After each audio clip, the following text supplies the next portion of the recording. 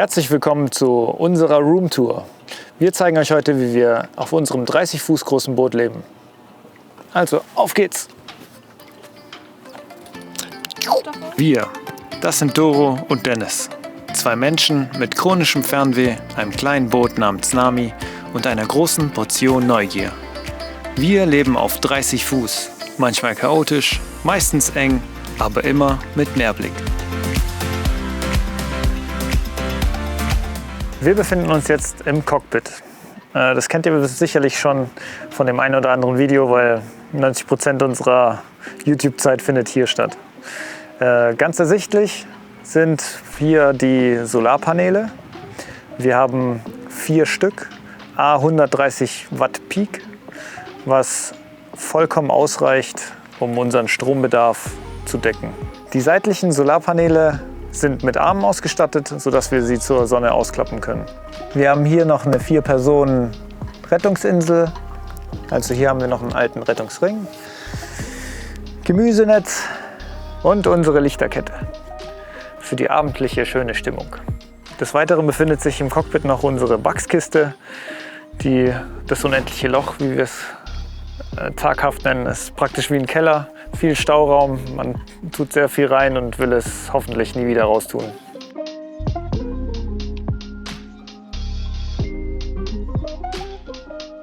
So, des Weiteren haben wir hier noch 4 Getränkehalter, die wir auch schon nach unserer ersten Reise reparieren mussten, da Doro beim Segeln mit ihrem Hintern voll an die Kante gekommen ist und das halbe Holz weggehauen hat.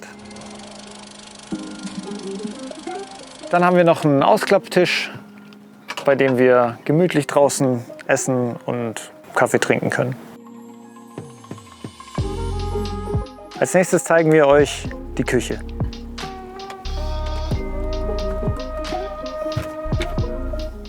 Kommt mit!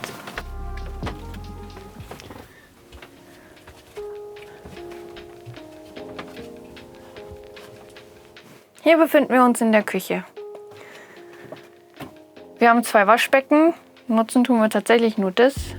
Das hier hat nämlich auch eine Fußpumpe. Dafür brauchen wir dann keine Elektrizität. Und da kommt das Wasser direkt aus unserem Tank. Der Wasserhahn hier ist für unser gefiltertes Wasser. Damit wir es trinken können, haben wir 2 Filter installiert. Und das ist an der Leitung verbunden mit der Wasserpumpe.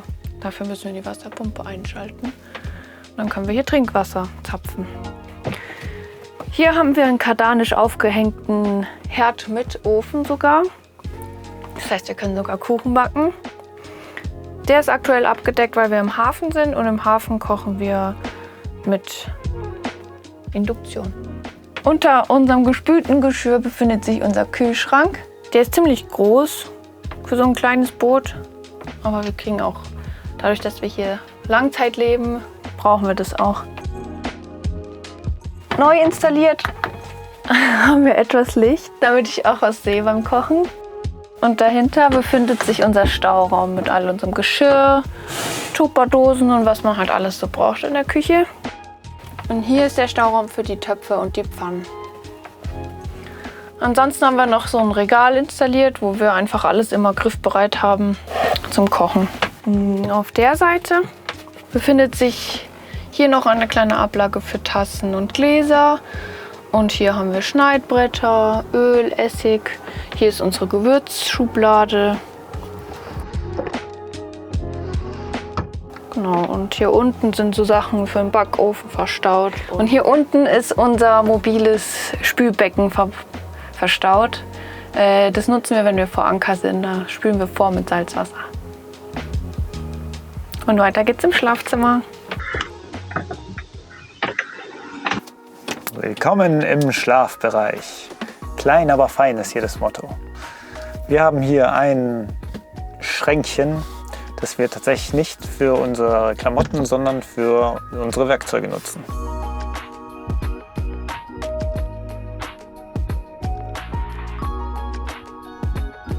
Wir haben hier eine Schublade und ein Fach für Bettwäsche. Wir haben hier auch eine Solaranzeige für unsere Solaranlagen, die uns immer dann angeben, wie viel wir Strom produzieren und wie viel die Batterie hat. Unter mir befindet sich jetzt noch unser Batteriespeicher Einmal haben wir eine Bleibatterie, unsere Navigationsgeräte nutzen den Strom davon. Geladen wird er durch den Motor und auch durch Landstrom. Und wir haben auch hier eine Lithiumbatterie. Das ist so unsere sogenannte Hotelbatterie. Die speist im Prinzip alles andere hier im Boot, also Licht, Kühlschrank und Wasserpumpe zum Beispiel. Die wird mit Solarstrom versorgt und kann aber auch über Landstrom geladen werden. Dahinter befindet sich unser Dieseltank. Der hat ein Volumen von 83 Liter. Das reicht uns in der Regel ganz gut aus. Ansonsten, die Höhe von unserem Schlafzimmer ist, wie man sieht, nicht sonderlich hoch. Wir müssen uns da ein bisschen einschränken. Aber es reicht zum Leben. Als nächstes zeigen wir euch das Bad.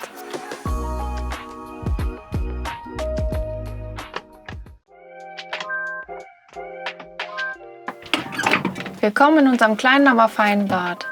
Hier haben wir alles, was wir brauchen. Eine Toilette,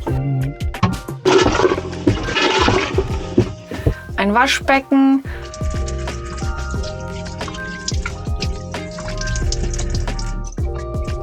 und den Wasserhahn kann man sogar zum Duschen benutzen. Haben wir allerdings noch nie gemacht. Glaube ich, werden wir auch nicht. Ansonsten haben wir auch einiges an Stauraum. Hier unten haben wir so Sachen wie Schuhe und Reinigungsmittel und auch Zewa und so Sachen gelagert. In dem Schrank hier neben mir haben wir Toilettenpapier und Handtücher. Unsere aktuellen Handtücher hängen wir hier auf. Hier haben wir so einen kleinen Vorrat an Sonnencreme, Shampoo und was man alles braucht. Und hier in der Wand ist auch noch ein Schrank. Da ist all unsere Kosmetikprodukte verstaut.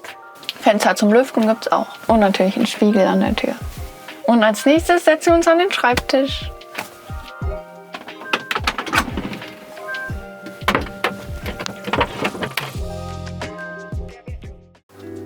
So, hier befinden wir uns jetzt am ehemaligen Navigationstisch. Den nutzen wir aber jetzt nicht mehr als Navigationstisch, sondern eher als Arbeitszimmer, könnte man es so nennen. Wenn ihr euch dieses YouTube-Video anguckt, dann ist es höchstwahrscheinlich auch hier geschnitten worden. Also vorwiegend arbeite ich hier an dem Laptop. So, hinter mir befindet sich das Schaltpanel. Da haben wir diverse Funktionen, die wir durch einfache Sicherungen an- und ausmachen können.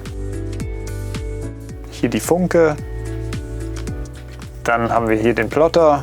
Der Plotter ist eine Art Google Maps für Bootsfahrer. Der zeigt uns mit Hilfe des AIS-Geräts an, wie Schiffe um uns herum, die auch ein AIS-Gerät haben, gerade fahren.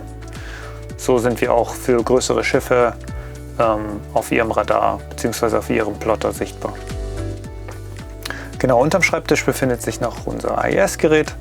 Dann haben wir hier drunter noch unseren Feuerlöscher, Erste-Hilfe-Kasten, auch unsere Reisetabletten befinden sich in einem Koffer. Der Schreibtisch ist aufklappbar. Hier befinden sich unsere Dokumente, verschiedene Reisepapiere, auch Rechnungen, die wir im Laufe der Zeit einfach gesammelt haben. Ganz neu sind die Boxen, die wir angebracht haben. Das soll ein bisschen Ordnung hier reinbringen, da wir doch sehr chaotische Menschen sind. Die helfen uns, das ein bisschen zu organisieren und kleinere Teile an einem Punkt zu sammeln. Dann befinden sich auch hier unsere beiden Batterieladegeräte für den Landstrom, sowohl für Bleibatterie als auch für die Lithiumbatterie. Das heißt, wenn wir immer am Land sind, werden die Batterien zusätzlich geladen, damit wir keine bösen Überraschungen beim Ablegen haben. Genau. Ansonsten, Doro hat noch Regale an die Tür angebracht für mehr Stauraum, für die Küche, dass wir einfach Dinge, die wir im alltäglichen Kochen brauchen, einfach schnell griffbereit haben. Dann noch unser Schuhregal, der provisorisch aufgebaut, aber inzwischen fester Bestandteil unseres Mobiliars ist. Hier versorgen wir einfach unsere Schuhe, Regenschirme und was noch alles reinpassen könnte. Genau, dann hier drunter, die Treppe ist abnehmbar. Hier drunter befindet sich unser Motor. Das ist ein Volvo Penta 2030. Mit dem müssen wir quasi aus den Häfen und in die Häfen reinfahren. Aber ansonsten versuchen wir ihn so wenig wie möglich zu benutzen. Was auch noch relativ neu dazugekommen ist, ist, dass Doro hier 2 Getränkehalter hingebaut hat, damit unsere Flaschen immer unterwegs griffbereit sind und nicht durch die Gegend fliegen. Die Weinflasche kann ich jetzt gerade nicht erklären. Als nächstes geht es jetzt ins Wohnzimmer.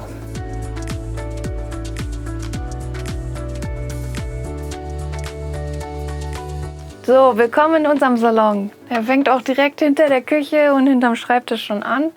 Hier halten wir uns eigentlich hauptsächlich auf, wenn wir im Boot sind. Wir haben hier auf der einen Seite eine lange Bank. Hier drunter befindet sich ein großer Wassertank. Der gleiche befindet sich auch auf der anderen Seite. Wir haben so ungefähr 500 Liter Frischwasser an Bord. Da wir doch relativ wenig Stauraum haben, habe ich hier 2 Kästen angebracht, in der wir allerlei verstauen können.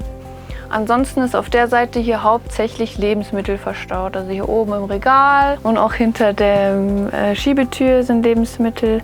Auch hinter den Polstern ist noch etwas Platz und hier haben wir auch ganz viele Boxen mit Lebensmitteln drin. Die Seite des Tisches kann man auch hochklappen. Dann kann man hier auch sitzen und was arbeiten oder was spielen oder wenn man mal Besuch hat, gemeinsam hier essen. Hier haben wir noch unsere Snackbox. Hier haben wir alle offenen Snacks oder auch Brot und Brotaufstriche, die nicht in den Kühlschrank müssen, sind hier drin gelagert. Genau. Dann auf der anderen Seite verbringen wir eigentlich so die meiste Zeit. Hier kann man richtig schön fläzen. Hier sitze ich oft morgens, bevor Dennis aufwacht und trinke schon mal einen Tee und lese ein Buch. Hier haben wir eben auch unsere Bücher verstaut. Die meisten haben wir auf dem E-Book, aber ein paar haben wir dann doch dabei. Hier haben wir unseren Kaffee, unser Kaffee-Equipment und auch unseren Tee sowie Besteck. Hier unter mir ist, wie gesagt, nochmal ein Wassertank und hier vorne befindet sich die Wasserpumpe sowie die Absperrhähne für die einzelnen Ausgänge. Als wir das Boot übernommen haben, waren hier dunkelblaue Vorhänge drin. Das war dann doch sehr dunkel, da ja auch das Holz schon sehr dunkel ist. Die habe ich getauscht gegen weiße Vorhänge. Macht es gleich viel freundlicher und heller. Und hier noch Props an meine Mama für die tollen Bezüge, die sie aus der Ferne genäht hat für uns, ohne selber Maß nehmen zu können. Hier waren vorher so, was war es, lila-grüne Bezüge. Waren nicht so unser Stil. Und jetzt haben wir wunderschöne sandfarbene Kordbezüge. Danke, Mama. Hier vorne das Teil kann man abnehmen. Machen wir aber nie, weil wir hier gerne so schön drauf liegen. Hier drunter haben wir noch 4 weitere Kisten. Die Hälfte davon ist mit Werkzeug gefüllt, die andere Hälfte mit Spielen und Kameraequipment und so. Wenn man hier den Tisch runterklappt, kann zumindest eine kleine Person hier auch bequem schlafen. Mein Papa hat hier schon übernachtet, der ist gar nicht so klein, aber er hat sich hingequetscht. Und wenn dann doch mal jemand zu Besuch kommt, eine Person kriegen wir hier schon irgendwie unter. Und jetzt geht's weiter mit unserem Magazin.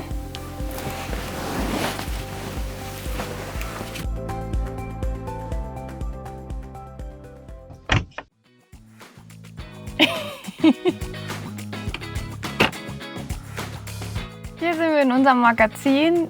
Wie man sieht, es ist ziemlich vollgestopft. Hier ist vor allem unser Kleiderschrank. Also jeder von uns hat 2 Kisten mit Kleidung, die sich hier befinden. Ansonsten ist hier allerlei Krimskram gelagert. Hier ist eigentlich noch ein Bett, was wir aber nicht nutzen. Und unter dem Bett ist auch noch mal Stauraum. Da sind vor allem so Sachen drin, die wir sehr selten brauchen. Wie jetzt zum Beispiel Elektrokabel, die noch übrig sind und lauter so Sachen. Eine Nähmaschine, Campingsachen sind da auch verstaut, lauter so Sachen. Ansonsten sind hier viele Sachen drin, die wir halt ab und zu mal brauchen. So alle 3 Wochen irgendwie Wäsche waschen, dafür ist eine Wäscheleine hier, Wäscheklammern, Waschmittel. Zubehör für unsere Windsteueranlage ist hier. Rucksäcke haben wir hier gelagert. Die Polster, die eigentlich eben hier als Bett dienen, haben wir hier gelagert. Bootsmannstuhl, lauter so Sachen. Allerlei. Drohne, andere Technik noch. Ziemlich viel Zeug haben wir dabei. Und nun zeigen wir euch noch ein bisschen draußen.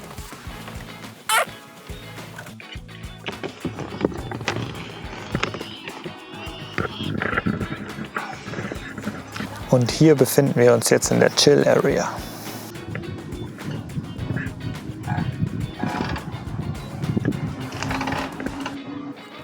Danke fürs Zuschauen. Falls euch dieses Video gefallen hat, würden wir uns über einen Daumen nach oben freuen. Falls ihr weitere Fragen habt, stellt sie gerne in die Kommentare. Ansonsten bleibt gespannt, wie es weitergeht auf unserem Abenteuer.